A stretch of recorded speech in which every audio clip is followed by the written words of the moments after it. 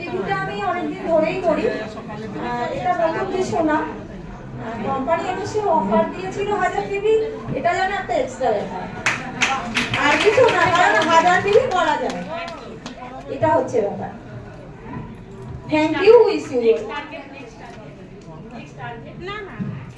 Next target তো অনেক বড়, বাট গোলটাই কমপ্লিট করি।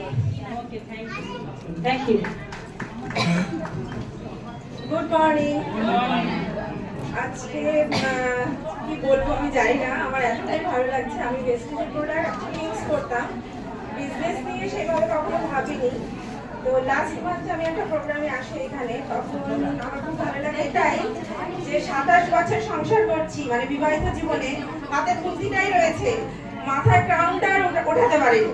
তো লাস্ট মান্থে যখন এখানে আসলাম, আমার এটাই মনে হলো যে ক্রাউনটা আমাদের নিজেদের ক্রাউন নিজেকেই তুলে নিতে হবে। এবং আমার বার্থডে, যখন মেয়েদের বার্থডে আসবে, আমিও চাই, আমার এটাই আমার টার্গেট যে আমি ক্রাউন পেয়ে করব।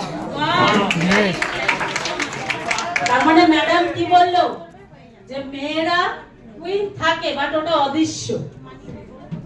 আজকে আপনারা বাড়িতে যারা মনে করেন যে হাউস ওয়াইফ, তাদেরকে একটা কথা বলি, আপনার পরিবারে আপনি সেভিংস হোল্ডার। কেন জানেন?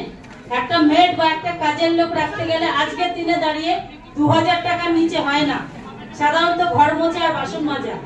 তাহলে আপনি সে 2000 টাকা করে যদি পার 2 ঘন্টা 3 ঘন্টা অন্তর যদি হিসাব করেন, তাহলে আপনি কিন্তু সেই ব্যক্তি যে কিন্তু আপনার পুরো পরিবারের সেভিংসটাকে মেনটেন করতে